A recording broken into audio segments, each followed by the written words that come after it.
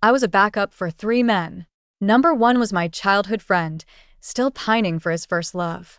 Number 2 was a moderately famous band lead singer. After we slept together, he lit a cigarette and said, "We're still friends, right?" Number 3 was my direct boss. He coldly warned me, "Don't harbor any illusions. I'll only marry a woman from a family of equal standing." Until my mom pushed me to go on a blind date.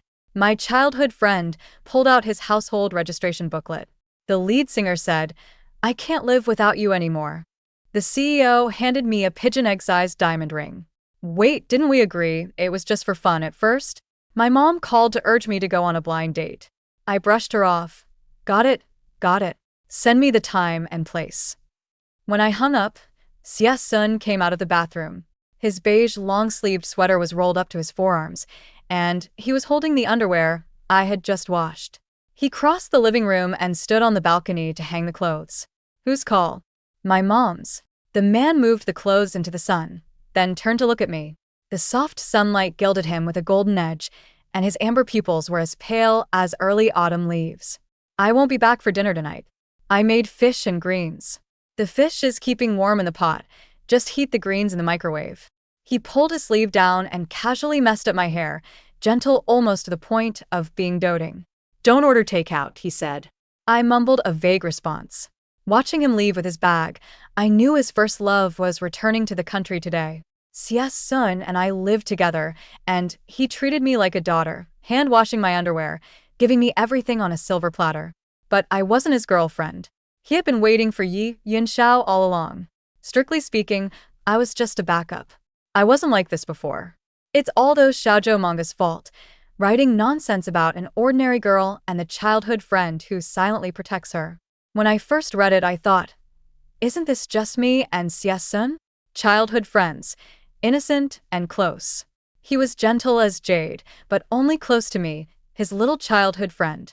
I was average-looking, average in grades, average in personality, yet he always walked to and from school with me. He helped me with homework, even brought snacks for everyone around me, telling them, "Please take care of Xiao Xiao." I got carried away, a young girl's heart full of dreams. I started a diary, knitted him a scarf, gave him chocolates. Until graduation night, Xia Zhi came to our class holding flowers and carrying gifts. In the noisy private room, the boy in white sang a tender love song, then held the microphone to confess his youthful feelings. So innocent and pure, I almost teared up. Finally, Xia Zhi said, "I want to tell you, I really like you." I stood up and shouted, "I like you too, Yunxiao." The room fell silent, everyone staring at me. My face flushed red. "Gotta go to the bathroom. Sorry, I mumbled, making a clumsy exit. When I came back through the crack in the door, the pretty class belle and my handsome childhood friend stood on stage, the crowd egging them on. "Kiss. Kish. The boy lowered his head, reverent and restrained, asking her, "Can I, Yunxiao?" The girl blushed and nodded. I didn't watch anymore. Later, I avoided Xia Zhi. He blocked my door once, and I turned to run. Xia Zhi grabbed my wrist, his grip firm. "Xiao Xiao," he said, "I've always seen you as a little sister." "Screw your little sister.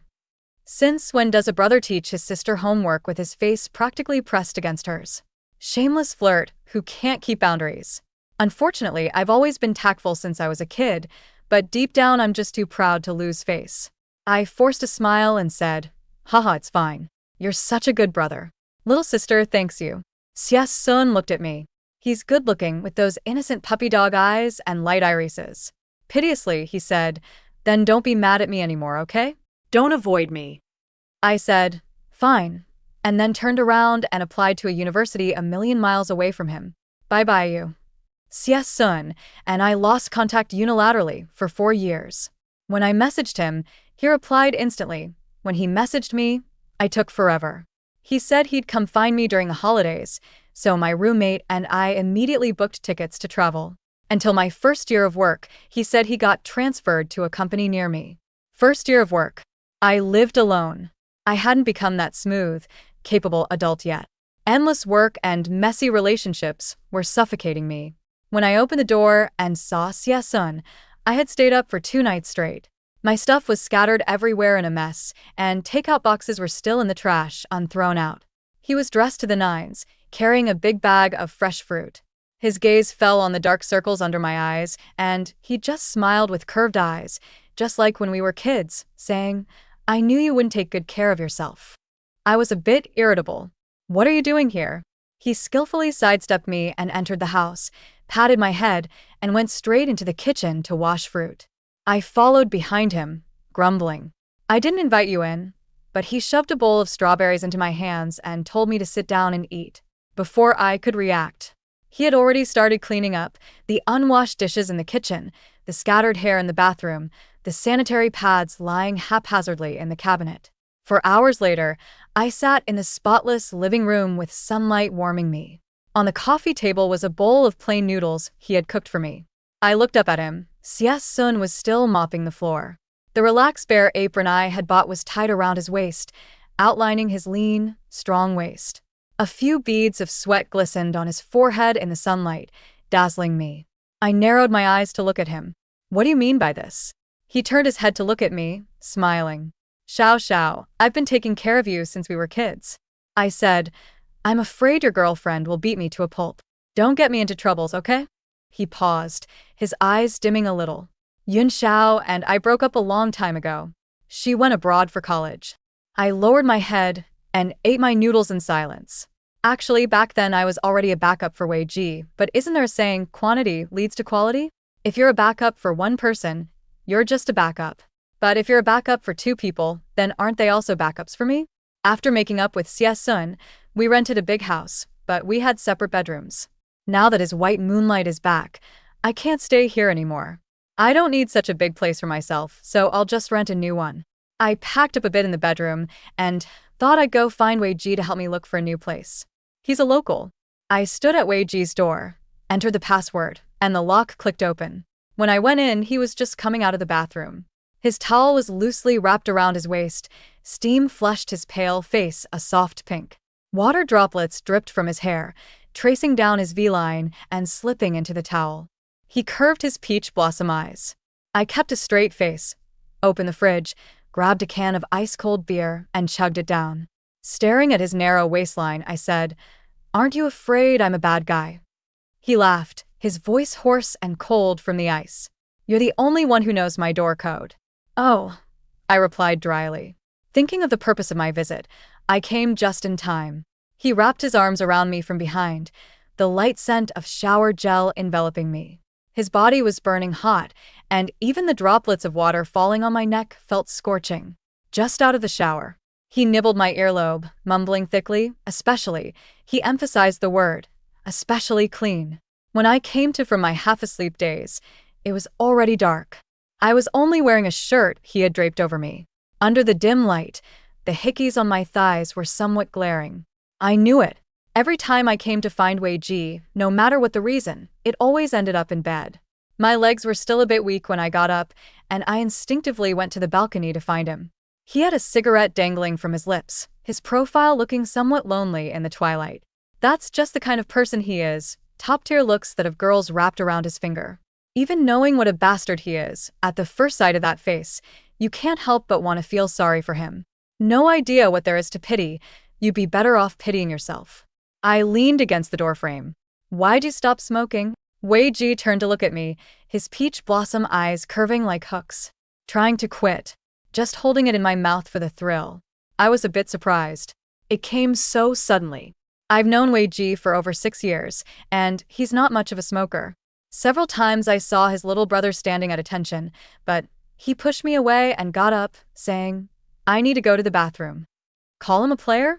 He has the means to be one, but he's still a virgin. Call him devoted? This kind of warm guy with no boundaries is a disaster for whoever dates him. I did a quick tour of the house, roughly planned out the moving strategy, and started packing things up right away. At first I was a bit flustered, but gradually I got the hang of it. I sealed a cardboard box, stretched, and headed to the bathroom for a shower. Xia Zhi taught me how to fold clothes. He's really good at housework. When I asked him to teach me, he looked at me with a smile, poked my forehead, and said, "Just leave it to me." I just smiled and said, "I want to learn." He couldn't talk me out of it, so he taught me as seriously as he did back in high school when he helped me with problems, and he still said, just leave it to you. Men can't be counted on. One day the white moonlight returns, they'll drop me and vanish. Might as well enjoy it while it lasts, but I can't let myself become completely dependent. When I got up in the morning, Xia Zhi wasn't home, and there was no breakfast he made for me in the pot.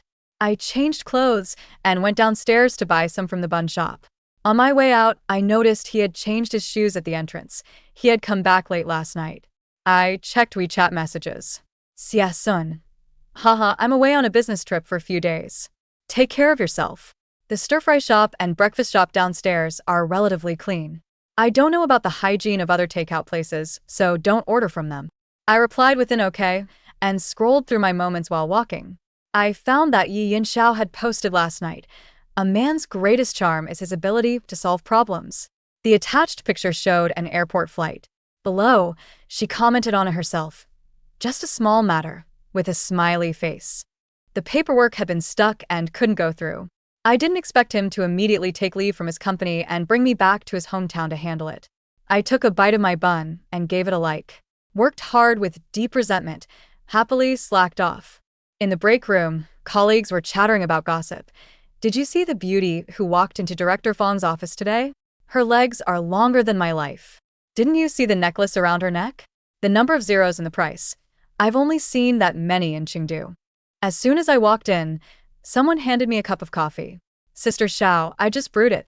I've also earned my place as a seasoned office veteran. I took it and smiled, saying thanks. He leaned in eagerly. Sister Xiao, did you see that beauty who came to see President Fong today? Seems like she's the daughter of the CEO of Xinyuan Tech. A total catch. I took a second look. The sexual tension between her and President Fong was amazing. Wow. He clicked his tongue. Distracted, I casually brushed him off. They must be a perfect match. Xiao. Someone said coldly from behind. The chatter instantly fell silent. I turned around and saw Fong Qi standing there, his face cold. The man was tall with long legs, his custom-tailored suit exuding an old money vibe. He kept his emotions unreadable. I felt a moment of guilt. He casually averted his gaze. Marketing department meeting in half an hour. I murmured in acknowledgement and watched him turn and leave. The lingering chill made everyone afraid to speak. Fong Qi, my boss. An untouchable, aloof, and ruthless. So strict that no one could leave his office with a smile. But the company's compensation was simply too good. Colleagues all said President Fong had a kind of gap mo, seeming cold on the surface, but secretly, he looked out for his subordinates. I was a bit afraid of him. He always reminded me of my middle school homeroom teacher, who would scold me black and blue with a stern face, but then give me a small cake when my stomach growled. It was in my second year of work that I got involved with him. I failed my graduate school interview, and honestly found a job. The first year was stressful, but the second year I was as slick as wide vermicelli in a hot pot, climbing the career ladder step by step. Xia Zhi took good care of me, Wei Ji kept me well fed, and life was comfortable. I was content. People only find happiness when they know to be satisfied. Fong Qi was a complete accident. The person who was supposed to accompany him on the business trip had a family emergency and couldn't go. I was a temporary replacement, totally in workhorse mode. Sucking up to the boss, sucking up to the client, pouring tea, fetching drinks, bowing and scraping. That night at the banquet, the client drank too much and wanted to become sworn brothers with President Fong. The two of them downed one glass after another. When I helped Fong Qi back to his room, he could barely walk, dead weight. I was sweating profusely from the effort. I had just ordered hangover medicine when I turned around and found him somehow lying in the bathtub. President Fong. I rushed over to help him out, only to catch him unbuttoning his shirt. Clumsily and slowly, it took him ages to undo just one button, like a child. I was stunned and went to button it up for him. Each time I fastened one, he undid it. Finally annoyed, he ripped it open, and buttons flew to the floor. I stared wide-eyed. Fong Qi looked up at me, his eyes shimmering and hot, then took off his shirt and threw it on the floor. I picked it up and tried to cover him, saying, "I'll turn down the AC, Boss Fong. Please put it on." He threw it even farther. When I went to get it and turned around, he had already taken off his pants. I was like, oh no. So big. No, the bathtub is so big. If I left him alone, I was afraid tomorrow's headline would be, Company CEO drowns in hotel bathtub. I went over and tried to help him out. Come out first. Let's go to bed, okay? The hangover soup will be here soon. You'll catch a cold here. Feng Qi grabbed the back of my neck and kissed me, lips pressing against lips, as if just to shut me up. The alcohol smell made me dizzy. Feng Qi reached out to turn on the water, the stream warm. I reached out and turned it off again. Annoyed, Feng Qi bit my lip and trapped me tightly in his arms. I cried out in pain, and he took the chance to slip in, charging straight ahead and conquering every inch. It was a long time before we parted. Feng Qi's lips were swollen, coated with a layer of moisture. He looked up at me, his sharp phoenix eyes now gleaming with tears. I was silent for a moment. A good girl would have pushed him away, but I wasn't a good girl. I lowered my head and kissed him again. I slept until late morning, as if I'd been in a free fight. When I woke up, the sound of water in the bathroom was rushing. I rubbed my forehead, sat up in bed, and grabbed my phone. The water in the bathroom stopped. Feng Qi came out wearing a bathrobe, the belt cinching his waist tightly, making it look very narrow. Unfortunately, the robe had a large V-neck, revealing a glimpse of that stunning scenery. Awake. His expression was indifferent, unreadable. I stayed still like a quail. He sat down on the single sofa and picked up his phone. Cui Xiao. Your workability is pretty decent. You have a very steady temperament. I thought you'd be safer. He implied I was ordinary looking. His fingertips tapped on the screen a few times. My phone rang once. I lowered my head to unlock it. A transfer message. My eyes went wide again. Alcohol and adult stress occasionally create these low-probability mistakes. He said succinctly, I don't want this to get complicated. I nodded immediately. A mistake should be corrected. At work, just boss and subordinate, he said. Privately, bodies and money, very simple. I was stunned. He stared straight at me, his eyes like a deep, dark pool. Falling in would be bone-chillingly cold. He ignored me and changed clothes by himself. With a smirk, he walked to my bedside, looking down with undisguised contempt in his eyes. Don't harbor any illusions. I only get involved emotionally with women of equal status. After he left, I lay down, still immersed in the ecstasy of the huge transfer. As for what he had just said, I barely registered it. Its impact was zero. I was a first-timer at being rich, so I had no experience. Feng Qi wasn't hard to please, as long as I could come whenever he called. His demands were low, and he had no special hobbies. After we were done, he'd just let me leave, not caring if I was tired. His skills were okay, but his bedside manner was terrible. Purely by me playing dumb and acting crazy, he slowly learned a bit of aftercare, and half a year passed like that. I worked diligently and endured until Feng Qi's birthday. Not knowing what others do, I even asked online, and all sorts of strange advice popped up in the replies. In the end, I decided to give him a cufflink. I found a designer to design it, then took the drawings to have it custom-made. It cost time and money. I sighed at how dedicated I even was as a lackey. On his birthday, to show respect, after finishing my work report in the morning, I handed him the jewelry box. Happy birthday, Boss Feng. Feng Qi's gaze fell on the small box, his expression unreadable. Thank you, but he didn't reach out to take the box. Gui Xiao. He looked up at me, his eyes sharp, exuding a chilling aloofness that kept people at a distance.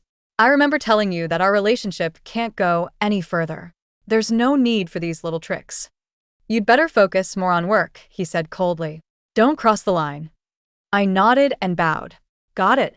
Then this. I wanted to take it back. He said, leave it there.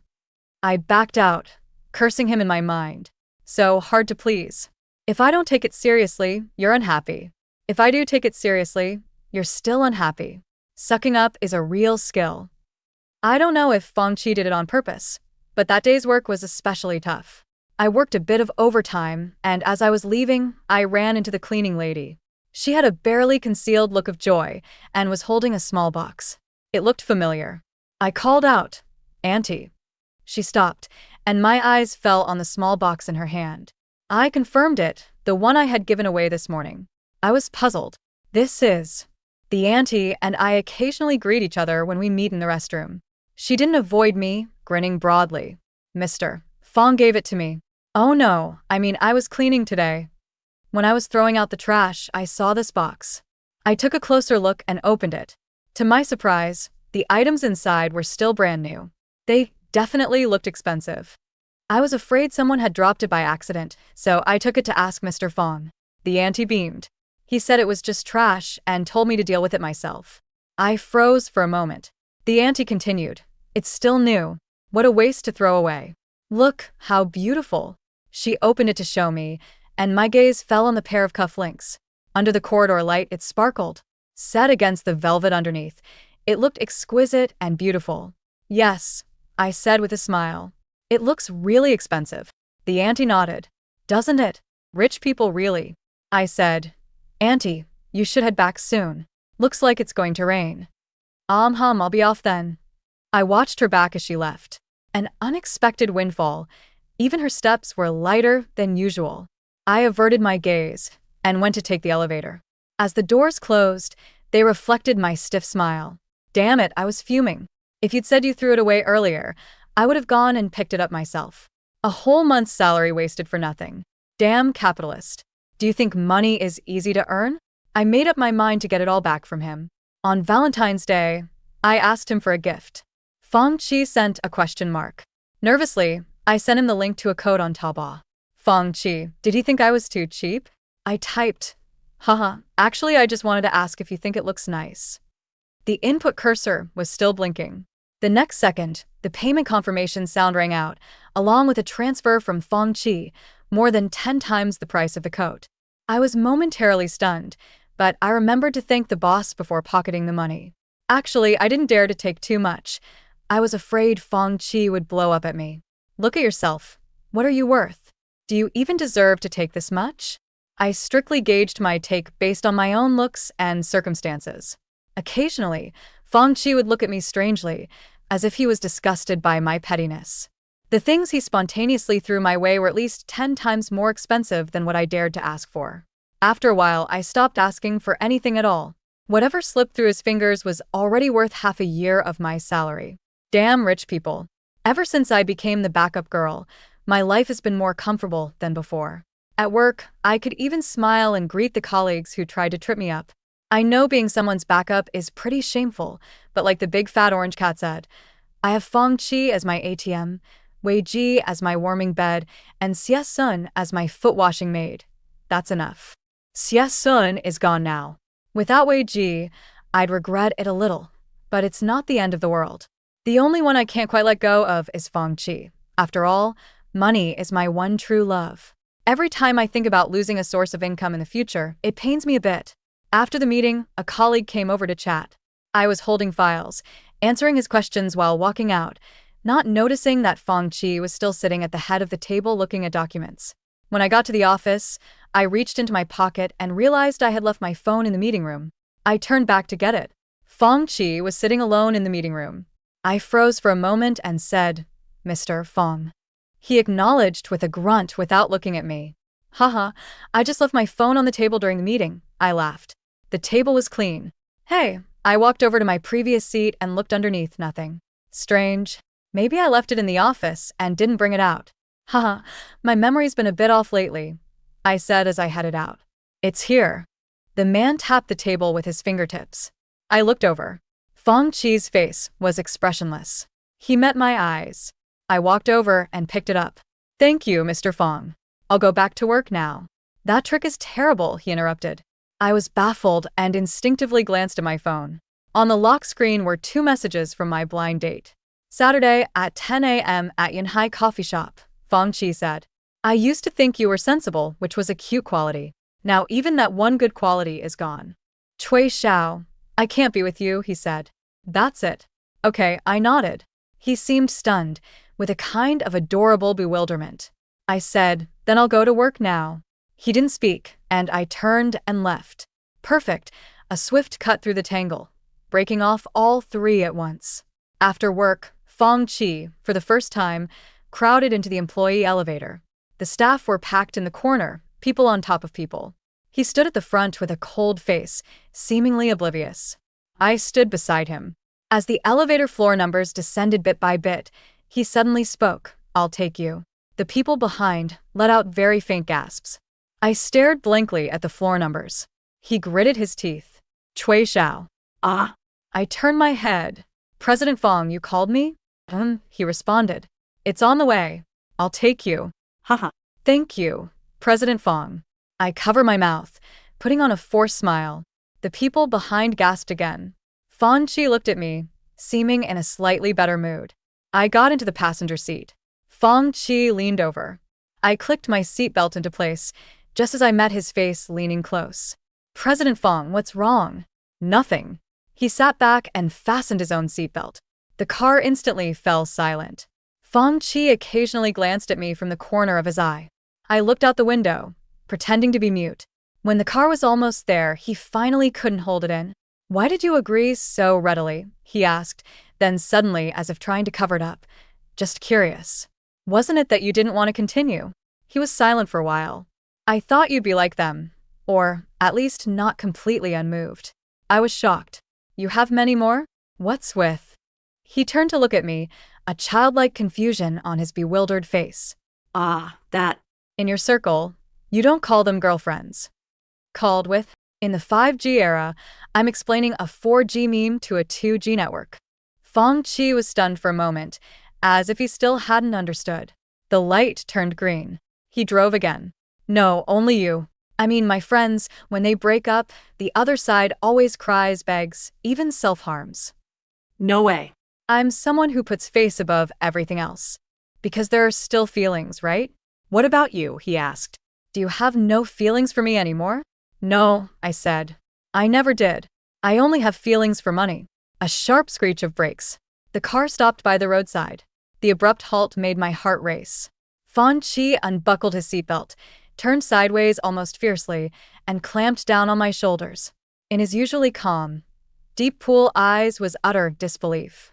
"You don't love me." I was puzzled. "Why would I love you?" He choked. "Then why do you deliberately stay in my arms every time after we're done?" "Because I'm tired." "Why do you still smile at me when I'm giving you the cold shoulder? Why do you give me such thoughtful gifts?" "Because of professional ethics." "Why aren't you after my money?" "Damn it, I am after it. I just want so little that you don't take it seriously, right?" I was really angry, but I could only be angry for a moment. After all, he was still my immediate boss. "You're angry." Fong Chi looked at me, his tone cold and low. "Because I hit the mark." It felt hard to explain.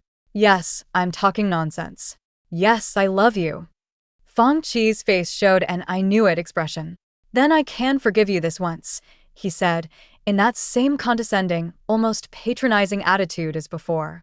"Don't use these tactics again. Also," he hesitated, "this weekend I'm free." "No."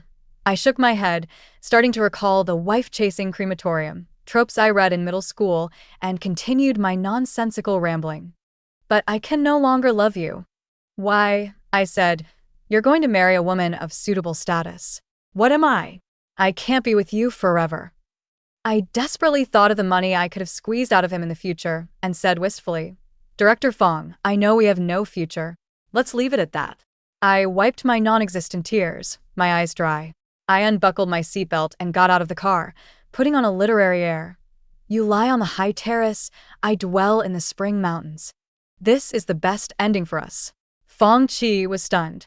"Cui Xiao," I said. "I hope we both find happiness."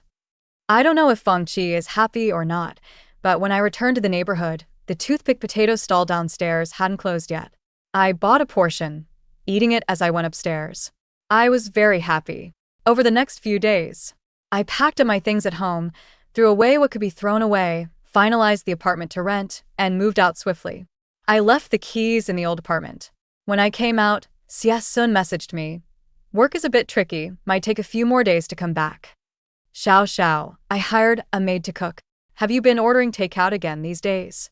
I replied, "No need anymore. I moved out." "You're helping Yi and Xiao with the paperwork, right?" "I'm just kindly reminding you, if you two get back together, remember to keep your distance from other girls." As soon as I sent it, a voice call popped up. I hung up. Xia Sun called again. I hung up again. He called again. I hung up once more. He didn't call again. You know now. At most 4 days, I'll come back and explain. Composed and in full control. That's Xia Zhi. I didn't reply anymore. At work, I reported to Feng Qi. He occasionally looked at me with a deep, conflicted expression, as if he was troubled. I couldn't read him, couldn't be bothered to care. I just went to and from work as usual, thick-skinned. Another day after work, I was heading to the subway. As I exited the elevator, I happened to run into Feng Qi. I greeted him. Good evening, Mr. Feng. He nodded. He followed me out. Didn't you drive today? I did, he said. I just wanted to have a few words with you. Cui Xiao, I've been thinking, maybe we could. Xiao Xiao. A flashy sports car pulled up in front of me.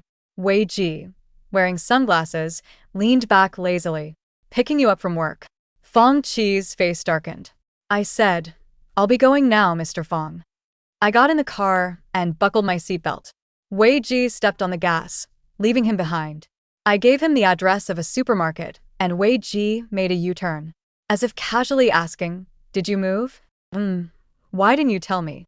I turned to look at him. He was curling his thin lips, still wearing that cynical smile, as if he wanted to kiss me. I remember saying last time that we shouldn't see each other again. The smile at the corners of his lips faded a bit. Bad memory, forgot, he said lightly. I said, Set an alarm and remind yourself every day. Is it necessary to be so serious, huh? I replied, It is necessary. The corners of Wei Ji's lips drooped. Suddenly, he said softly, What if I told you that I actually have nothing to do with that girl? Nothing to do with her. I said, I'm going on a blind date. After buying groceries, Wei Ji dropped me off at the entrance of the community, didn't even say goodbye, and drove away. Saturday morning, I put on some light makeup and rushed to the cafe. My blind date had already arrived. He had delicate features and polite manners. As expected, my mother wouldn't introduce her daughter to any odd character. The atmosphere of the chat was quite pleasant, the other person was nice, and the topics were very practical. But as we talked, I suddenly became painfully aware. I couldn't accept spending my whole life with him. A lifetime is too long. Marriage means a high degree of binding, sacrificing part of yourself to merge with the other person. If not for love, I couldn't think of any reason I would willingly sacrifice that part of my time, freedom, and even myself. When the other person asked if we could meet again, I was just about to shake my head when a figure suddenly appeared by the table. What a coincidence, came a perfectly calm voice. Feng Qi's lips were straight. Meeting you here as well. A blind date? Feng Qi. Mind if I sit together? President Feng, I said helplessly. I'm on a blind date. Feng Qi's expression was indifferent, completely unself-conscious. I heard you seem to be almost done. Blind date? I said. This is my boss. Feng Qi nodded, standing there with no intention of leaving. The other person was embarrassed. Haha, I see. Then I'll go first, Miss Cui. We'll chat on the phone. Feng Qi sat down beside me, nonchalant. I heard this place's coffee is decent. Reviews say it's terrible, only good for taking photos. Oh, he said without changing expression. Maybe I remembered wrong. So childish. I picked up my bag and stood up. I'll be going now. Feng Qi suddenly reached out and grabbed my wrist, revealing his shirt cuff, which had a pair of familiar-looking cufflinks. I looked closely. Very similar, but still different. A revised edition. I raised an eyebrow. He responded quietly, not defending himself. Cui Xiao, I've been thinking these past few days. I don't know what love is either. But that day when I saw you get into that man's car, my heart ached inexplicably. Is this love? He looked at me with a kind of painful confusion, a far cry from the ever-composed President Feng in business. I suddenly realized that he might truly be clumsy as a child in this aspect. No, I said, it's possessiveness. He was speechless. Then he said, I also thought about what I said to you earlier. It was too hurtful. I deeply regret it. Is this love? No, I said firmly. It's your conscience struggling to grow flesh and blood. Feng Qi's mouth twitched. I don't want to end our relationship. That's habit. I want more. I want to date you. That's because your daily entertainment is too scarce. I think that man isn't good enough for you. That's arrogance. He paused, then continued. I want to give you a lot of money. That's charity. No. He hastily refuted me. It's not charity.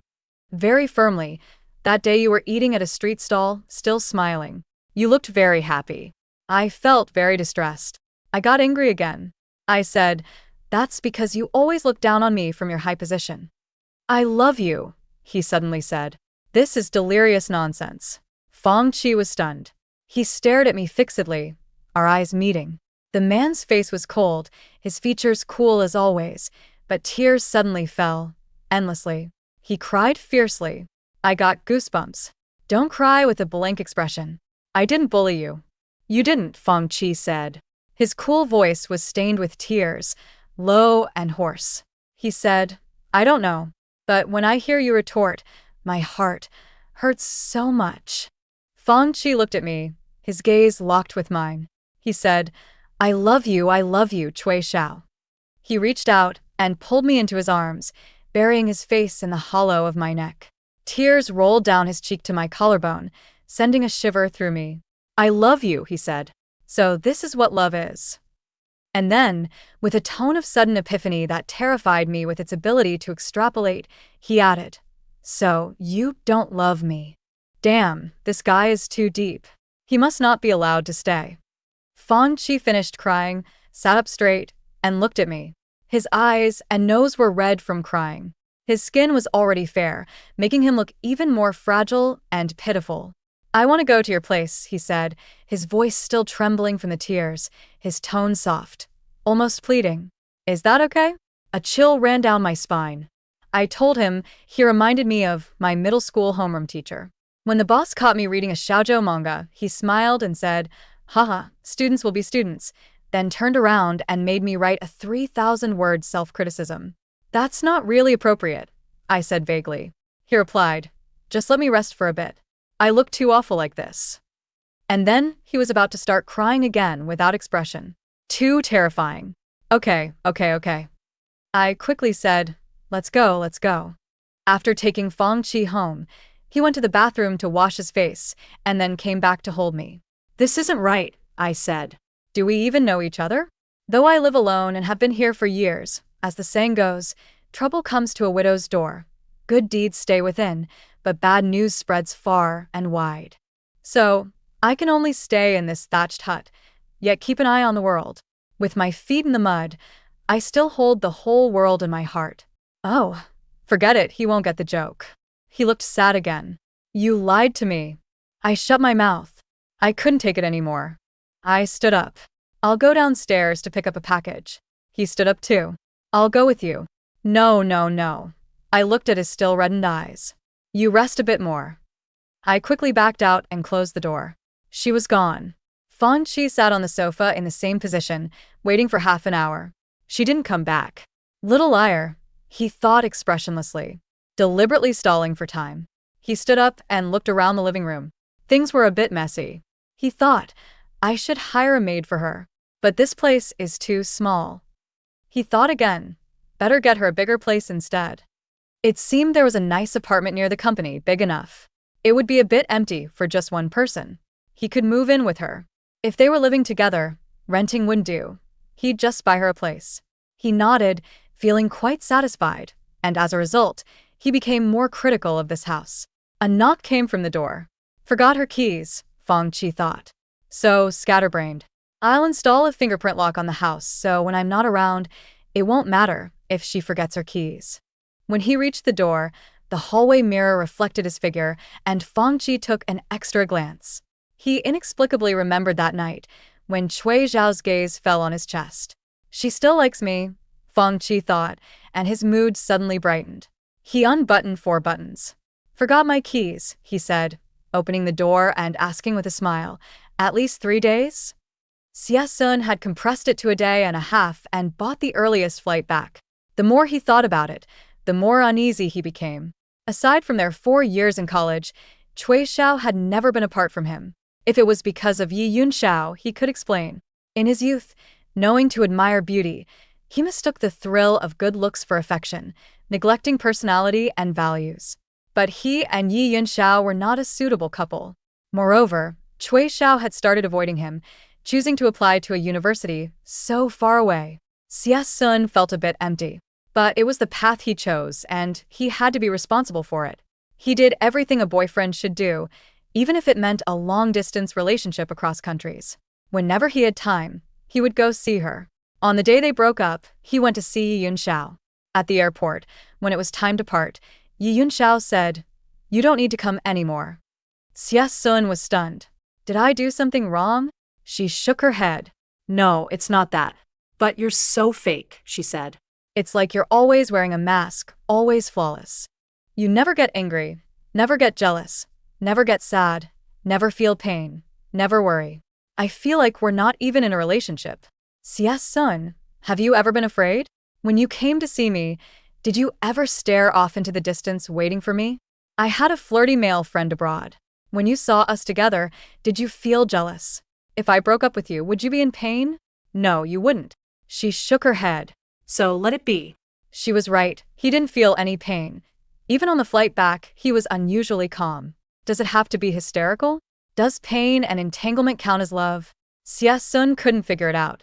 After the breakup, he started thinking about Cui Xiao again.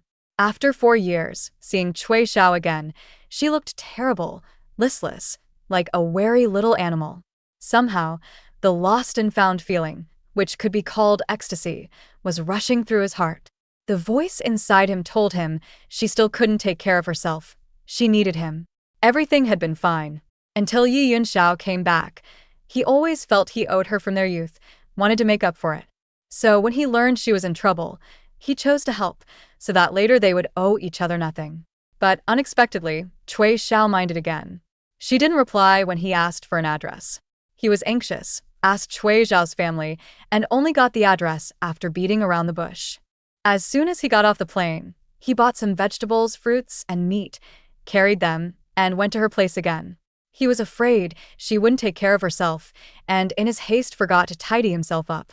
Knocking on the door, I was a bit nervous. Was my appearance too bad? Would she look down on me? Would she think I'm not good enough? Footsteps came from inside the door, somewhat unfamiliar. Then a deliberately lowered, deep voice asked with a smile, "Forgot your keys?" The door opened, and our eyes met. Xia Zhi's gaze fell on the man's unbuttoned shirt collar. His full chest muscles were like spring scenery that couldn't be hidden, full of the urgent allure and display of a male animal in courtship. I want to vomit, Xia Zhi thought. So disgusting. I feel like I'm going to get a sty. Fong Qi's mouth drooped. So disgusting, he thought. Why is this guy looking at me there? I circled the neighborhood 3 times before picking up the package and going upstairs. When I stood by the door, fumbling for my keys, suddenly someone stopped behind me, bent down, and their breath sprayed onto my neck, damp and scorching, sticky, like some kind of snake. Speechless. How was the blind date? Failed. I put the keys back. He wrapped his arms around my waist and chuckled softly. Perfect then. Let's pick up where we left off. You're so cheap, I said. His breath caught for a moment, and he said aggrievedly, I never claimed to be a loyal and steadfast character anyway. He lowered his head and kissed the back of my neck. Ticklish. Let's keep going. I've missed you so much. His voice was as if rolled on the tip of his tongue, hoarse and sticky. Every inch of my body, I want. He laughed softly, then pressed close to my ear, almost in a breathy voice. Right now, I can only get asterisk for you. His tone carried a near-morbid passion, and a reproach that was either smugness or show-off. You've made me like this. No. I refused without a second thought. It wasn't that I was particularly noble, but Fong Qi was in the room, and it would be troublesome if they ran into each other. Why? His lips brushed my earlobe, sending a tingling sensation. Found a new friend. It's none of your business, right? He deliberately ignored it. So fast? Is he better looking than me? Bastard. A familiar irritation seized me, and I prepared to hit him with a delivery package. But the door suddenly opened. At the entrance, Fong Qi and Xia Zhi stood like 2 door gods, one on each side, their faces gloomy. Wei Ji rested his chin on my shoulder, smiling lazily. Not as good-looking as me. The living room atmosphere was a bit strange. Fong Qi stood looking out the window, with a look that said, keep out. Xia Zhi sat on the single sofa, forcing a gentle smile. I'm Xiao Zhao's brother.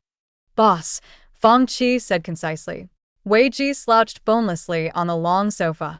I'm Cui Zhao's, he emphasized, friend. I was in the kitchen, washing cups. Pretending not to notice, Xia Zhi brought fruit over to wash, standing beside me. The water rushed noisily. He turned his head to look at me, suddenly calling my name with concern. Xiao Xiao, your boss. He's at a female subordinate's house during non-work hours. He considered his wording. Not good. When I opened the door, he was also disheveled. This kind of person acts proper on the surface, but might be sleazy in private. The cup in my hand nearly slipped and broke.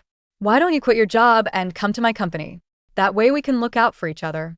Also, he said earnestly, that friend of yours is also weird. He looks shady and questionable, hanging with bad people. He'll lead you astray.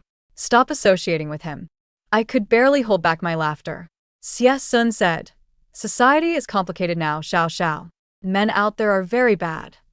I looked up and met his eyes, unable to resist asking, what about you? Xia Zhi was stunned, his light-colored eyes like a stagnant lake. He suddenly stammered, his porcelain-white earlobes flushing with a shy pink. He turned his face away and said softly, as if making a promise, I can take care of you for the rest of your life. So pure love. Unfortunately, I stopped being a pure love warrior long ago. Siblings marrying is illegal, the sleazy guy said coldly. Xia Zhi was startled and looked at Feng Qi, who appeared at the door. Impatient but trying to maintain gentleness, he said, Xiao Xiao and I have no blood relation. We just grew up together. Xia Zhi said, more than 20 years, childhood sweethearts. It's not something that someone who suddenly shows up can surpass. Feng Qi glanced at him, expression indifferent. Over 20 years, and you're still not together. That means you have no sexual attraction for her. Even with another 20 years, you'd have no chance. What do you know? Xia Zhi said angrily. It was the first time I saw him mad. We so scary. Wei Draflet, suddenly appearing. Not going to start a fight, are you? How rude. Xia Zhi's breath caught in his throat, both shocked and angry. Feng Qi's face darkened. So much drama. It's a mess in here. Drink it while it's hot. The three of them each occupied a corner of the living room, refusing to look at one another. I really wanted to kick them all out. It's a rare weekend. I should be resting and having fun. Wei Ji glanced at me, smiled, and suddenly stood up. Seems like I should rest, so I'll head off. Miss me? Send me a message. He left so decisively that even I was a bit stunned. I thought he'd be the one to linger until the end. Xia Zhi also glanced at me. His face was terrible, lips pressed into a straight line, brows slightly furrowed. But he still spoke. I'll be going too. The dishes are in the fridge. The fruit is washed. Remember to eat it. He stood up, his gaze falling on Feng Qi. Feng Qi didn't look at him, only spoke after a long while. Xia Zhi's face turned even worse. Feng Qi then slowly said, I won't disturb you any further either. Xia Zhi's expression improved a bit. He got up to leave, while Feng Qi dawdled. I walked him to the door. After Xia Zhi left without closing it, Feng Qi suddenly stopped, and I bumped into his back. He turned around and pulled me into his arms, then lowered his head to kiss my forehead, like a feather landing on the water's surface, carrying a hint of tenderness. I looked up at him.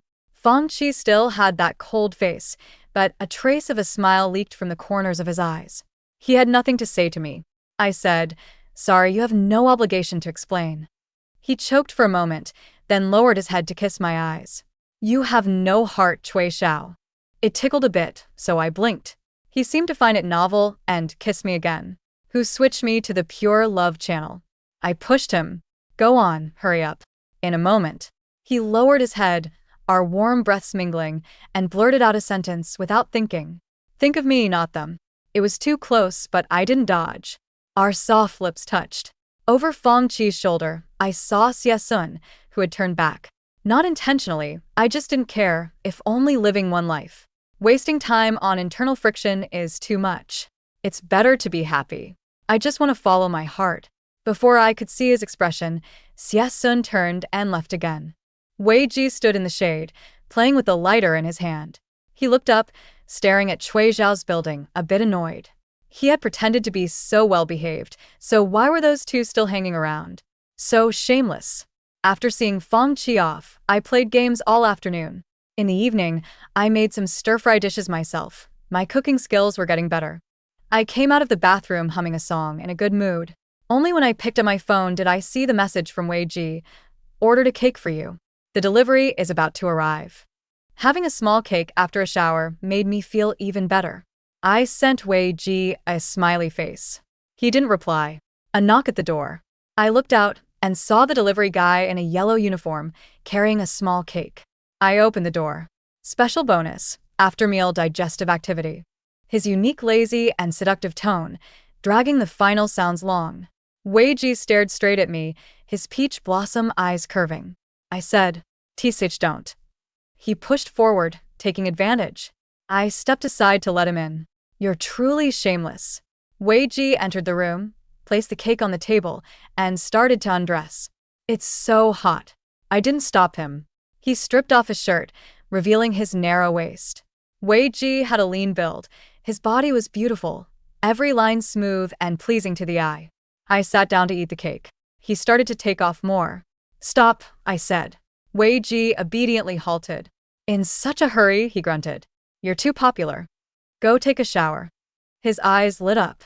The lingering moisture, the faint scent of body wash, the coolness of mint toothpaste, the residual fragrance of laundry detergent on the sheets, all intertwined, entangled, interwoven, indistinguishable from each other. Wei Ji knelt, putting in effort. Cui Xiao. He suddenly lifted his head, an astonishing frankness in his eyes. Mumbling, that girl. I can explain. I just wanted to make you. It doesn't matter, I said. His eyes dimmed slightly. He stopped speaking, lowering his head sullenly. All the scents were overshadowed by one. I propped myself up on the bed, arching my neck back, staring at the white ceiling, my eyes momentarily unfocused. Panting, I came back to my senses. Wei Ji was still kneeling. I grabbed his hair and forced his head up. He obediently lifted his face like a docile puppet, looking at me. The mist in his eyes hadn't cleared yet. I squinted at him, and he obediently met my gaze. I tightened my grip. He gasped, low and seductive. I said, a man with humanity wouldn't make such a sound. Wei Ji looked at me, eyes curved in a smile, the corners of his eyes flushed red. I've debased myself like this. Toward you, I only feel servility. I fell silent. Cui Xiao, he murmured.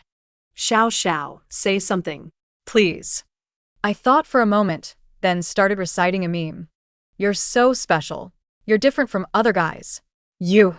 He looked at me, curling his lips, smiling happily, eyes sparkling. I shut my mouth. And then, the little dog looked expectant. I forgot. I let go. It's too long. I can't recite it all. Wei Ji kept his head tilted back, dazed, tears glistening even more in his eyes. A lot of people send me this line, but coming from your mouth, it sounds real. Damn. I said, what are you saying all this for? You're into me. He lowered his head and placed a very light kiss on my knee. It's not love. It's an addiction. He parted his lips, his teeth gently biting into the soft flesh of my leg, wanting to leave a mark, yet afraid to use too much force. I can't leave you, he said softly. My skin, flesh, organs, bones, hair, everything. If I leave you, it starts here. He pointed at his heart, rotting, turning into a pile of maggot-ridden garbage. Damn it, I shuddered. What the hell do you want? Wei Ji lifted his face to look at me, reached out to touch me, but his fingertips hovered a centimeter from my lips. He smiled, murmuring my name like a little mermaid begging a witch for magic. He said, I want to be your dog. You won't like me, won't love me. My promiscuity and the harm I've caused can never be made up for. He smiled, a sickly allure blooming on his pale face, his eyes filled with a striking frenzy and a thick, surging darkness. I want to stay by your side. Then what can I do? I can only be a dog that follows you, wagging its tail and begging for your attention. I looked down at him. Wei Ji met my gaze, his eyes glistening with mist, as if about to overflow, obsessive, sorrowful, and greedy. As long as you pet me once in a while, that's enough. But a leash is too much trouble. It's okay. His fingertips landed on my lips, trembling slightly, gently stroking. If you need a leash to make it obey, that's a beast, not loyalty. He withdrew his hand and devoutly kissed the fingertip that had just touched my lips, speaking each word clearly. I'll hold the leash in my own mouth, following you every step of the way. The next day, when I got up, Wei Ji was already gone. A note was left by the bed. Band rehearsal. P.S. the puppy. I casually threw it into the trash. Getting into the habit of tidying up as you go keeps the house much cleaner. I didn't feel like making breakfast myself. After brushing my teeth and washing my face, I was about to head downstairs to find something to eat. As soon as I opened the door, I ran straight into someone. Xia Zhi was holding an insulated food container, standing there awkwardly. Our eyes met, and he didn't smile. His expression was almost mechanically blank. My phone suddenly beeped. I looked down and saw a message from Wei Ji. Awake yet? I ran into my big brother-in-law downstairs. When I left, I even said hi to him. That big brother-in-law sure knows how to flatter himself. I turned off the screen. Kumain. Xia Zhi followed me inside without a word, placed the insulated container on the dining table, opened it, washed his hands, and felt the temperature. Still warm. Eat up. I sat down to eat breakfast. He, like a pre-programmed household robot, grabbed the dirty laundry basket from the bathroom and started washing, sorting them, putting some in the washing machine and some in the sink to hand wash. Where's the laundry detergent? He asked, his tone flat. In the cabinet under the sink. Xia Zhi bent down and took it out. This one's no good. Underwear and outerwear need different detergents. He paused, then added, I'll bring you some next time. I mumbled an answer while biting into a steamed bun. He rolled up his sleeves, washed his hands, and began washing the clothes. After finishing the meal, I subconsciously looked up at Xia Zhi. His back was to me, and the mirror reflected his tired face, with soft strands of hair falling down. His eyes were lowered, his long lashes casting a small shadow. Combined with the dark circles under his eyes, his expression was indifferent. I stared at him. His eyelashes fluttered, his hands paused for a moment, then continued, and his lips pressed even tighter. When I was a kid, after my mom scolded me, I decided to become an emotionless learning machine to make her regret it. That's exactly what he looked like. I withdrew my gaze and went to the living room to play games. Xia Zhi washed the clothes and cleaned the living room, pacing back and forth, circling in front of me as if to assert his presence. My snake game hit the wall and died. I put down my phone and stared at him.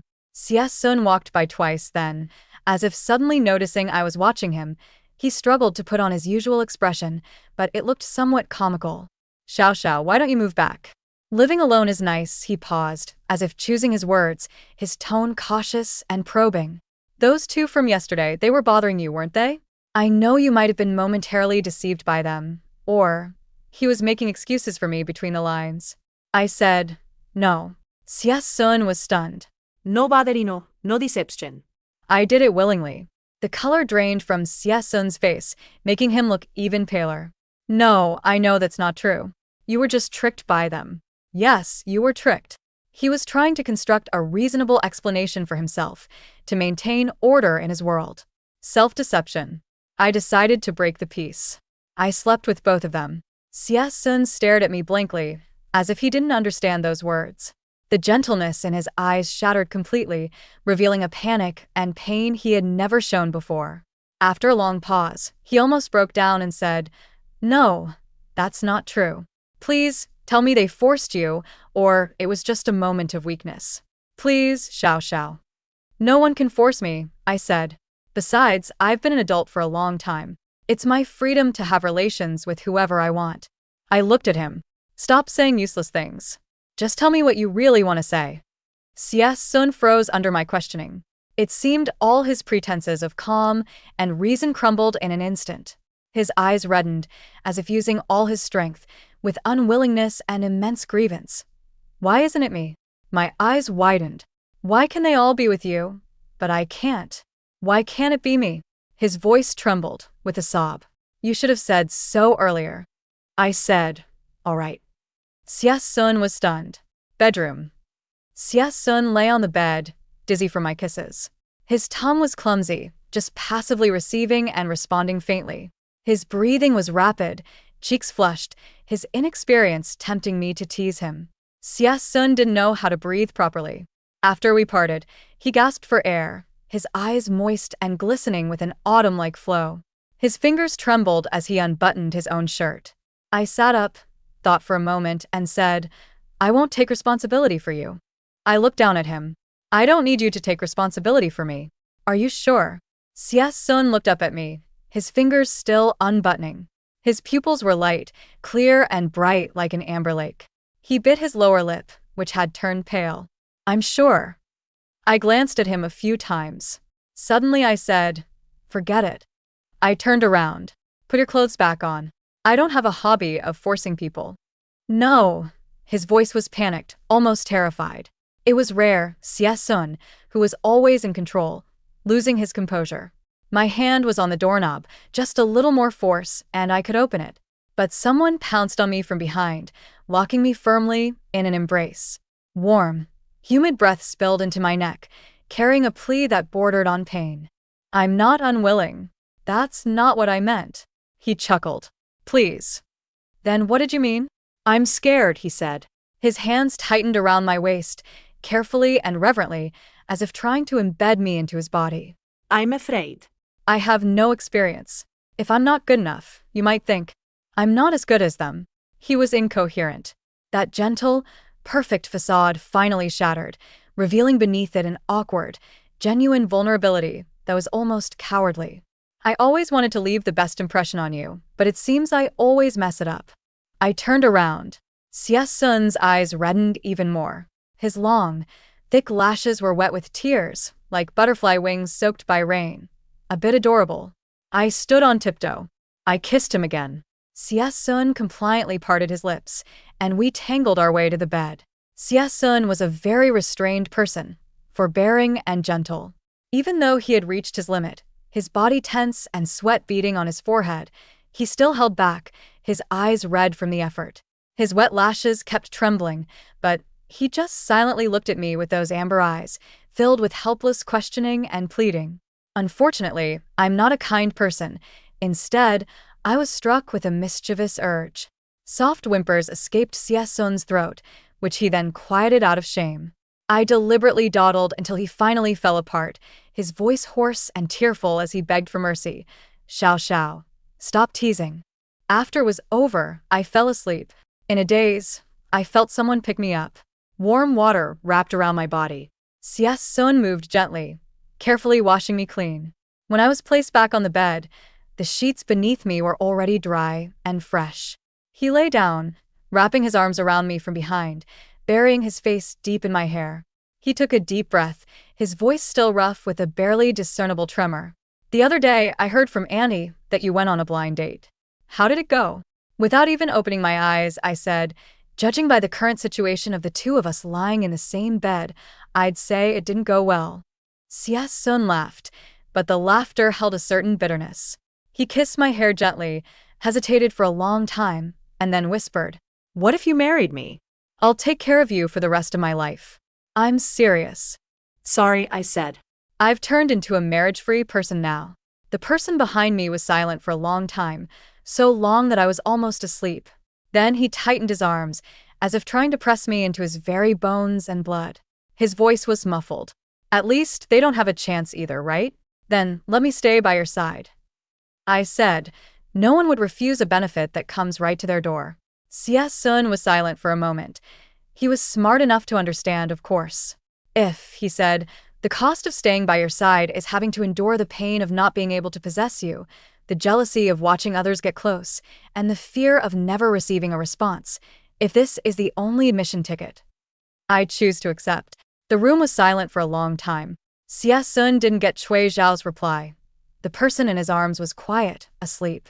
He gave a bitter laugh. He inexplicably recalled a question Yi Yunxiao once asked him. "Are you afraid?" "Yes, afraid." Afraid that she would become someone else's lover, and from then on he would lose even the right to approach her as brother. Because of waiting, were you eagerly looking forward? Yes. On the plane when he decided to come back to find her, every minute and every second was torture. He worried that she hadn't eaten well, dressed well, or slept well these past few days. He just wanted to see her as soon as possible. Jealous. More than jealous. Seeing her intimate with that beast in human clothing, seeing that frivolous young man come out of her house with ambiguous traces, jealousy burned like fire, scorching his internal organs. Pain? Just thinking about possibly losing her forever, never again having her trace in his life, makes him want to die. Regret, anxiety, unease, those negative emotions he once considered ugly and useless. The moment he confirmed his feelings, they flooded over him like a tidal wave, leaving him nowhere to hide. Because of love, worry arises. Because of love, fear arises. The body in his arms was warm and real. He tightened his embrace, as long as she still allowed him to stay by her side, to still touch her. Then all the worry, fear, and pain born of love he could endure. At work on Monday, I reported to Feng Qi. He gave a few businesslike comments, clear and logical, as rigorous as ever. I nodded in agreement. Feng Qi paused. He pushed a velvet jewelry box over. A gift. I opened it. Inside was a ring with a really large diamond. I couldn't tell its purity, clarity, or value, but it was indeed so big that I couldn't help but smirk. Feng Qi's gaze fell on me, light and pretending to be indifferent. Do you need me to put it on for you? Feng Qi looked at me, his eyes deep. I immediately became wary, quickly closed the lid, and pushed it back. No need. Thank you, President Feng.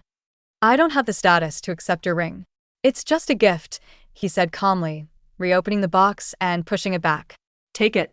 I like it so much, something's wrong. I like it so much, something's wrong. I like it so much, something's wrong.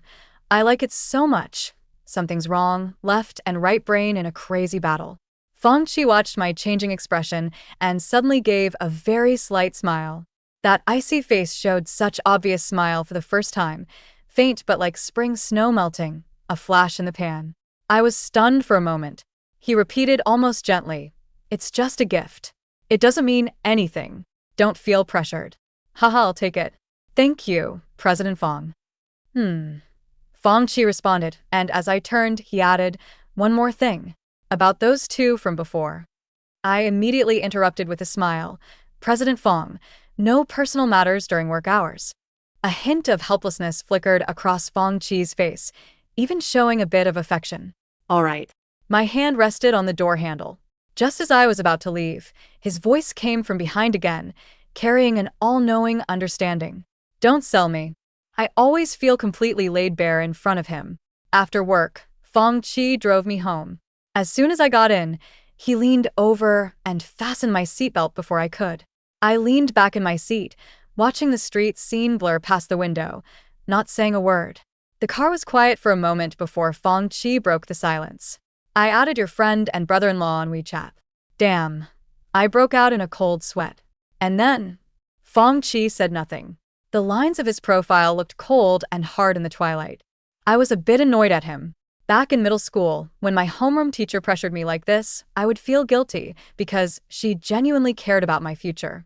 I looked out the window. I've slept with both of them. So what? Are you going to condemn me for being unfaithful or accuse me of not being virtuous? I put on a stern face. "President Feng, I have no obligation to remain chaste for you." Unexpectedly, Feng Qi let out a low laugh. "No," he paused. "I just want to see the real you, all your facets." I was momentarily stunned, as if I had been emotionally broken. "Are you sick or what?" I said crossly. "A bit of it," Feng Qi actually responded seriously. I got goosebumps and warned him, "Don't you dare say next that it's lovesickness." Feng Qi glanced at me with slight surprise and said, "I wasn't planning to say that." I couldn't tell if he was genuinely out of touch to the point of not knowing such a stale joke, or if he was just trying to tease me. Speechless. He chuckled again. His tone was unreadable. "Someone's chasing you? That means I have good taste." "Yeah," I said, "and not just chasing. We even slept together." Feng Qi's grip on the steering wheel tightened. He cleared his throat lightly. "Then that means your health is pretty good too." I turned to study him. He still wore that expressionless face, but his whole demeanor radiated a warmth so gentle it was almost eerie. It was as if the snowflakes drifting over a vast, snowy plain had turned into cotton. Have you been possessed? I couldn't help asking. No, he said, looking straight ahead. I've just figured it out. I love you. So, I want to be good to you. That's my business. If others are good to you, that's their business. If these things can make you happy, he paused, his voice softening, then I'll be happy too. The car stopped downstairs at my place. He turned to meet my gaze, still with that cold expression, but something in his eyes had changed. The ring is really just a gift. Seeing you happy with it is enough. I looked at him. After a long while, I said, that's terrifying. Your understanding of love is like a baby suddenly gaining wisdom and becoming a philosophy master, or a beginner in the cheer-refining stage falling into demonic cultivation and becoming a heresy patriarch. You went from not knowing love at all to being completely love-crazed. Fan Qi reached out, gently picked up a strand of hair by my cheek, and wound it around his finger. Then he lowered his head and placed a soft kiss on the tip of that hair. He didn't defend himself, only whispered, yes, love is truly amazing. If chasing too hard makes you run away, he let go of my hair, his eyes clear. I'd rather ask for nothing, as long as I can stay by your side. I said, is the space around me a parking lot that everyone wants to park in? Fan Qi's eyes curved as he asked, is it okay? I said, or. On Saturday, my home inexplicably became lively. For people squeezed into the living room playing games. The loser had to put a note on their face. The rules were simple, but the atmosphere was delicate. After a few rounds, Xia Zhi, Fan Qi, and Wei Ji's faces barely had room for more notes. I only had one on my face, not because my skills were that good. But they kept going easy on each other, even attacking each other, being sarcastic. Thanks for going easy on me, Xia Zhi said with a gentle smile. He precisely stuck a note on Fan Qi's forehead. Fan Qi remained expressionless and said calmly, just luck. Hope you can still smile in the next round. Wei Ji leaned lazily next to me, slipping me cards in the chaos, while still fanning the flames. You two are so fierce, arguing over a game. I yawned and stood up. I'm going to the bathroom. I glanced at the time to get my beauty sleep. I went straight back to my room and crawled under the covers. The whispered voices from outside suddenly became distant. The three of them seemed to be arguing about something. There has to be some method. Roll the dice according to the rules. The voices gradually faded, and I couldn't be bothered to listen anymore. I fell asleep. Half awake, I sensed someone carefully walk in, the mattress slightly sinking as a warm body covered me. Very gently, they pulled me into an embrace. Beside me was a strong heartbeat, like a lullaby. Their breath brushed through my hair, and a soft kiss landed on my forehead.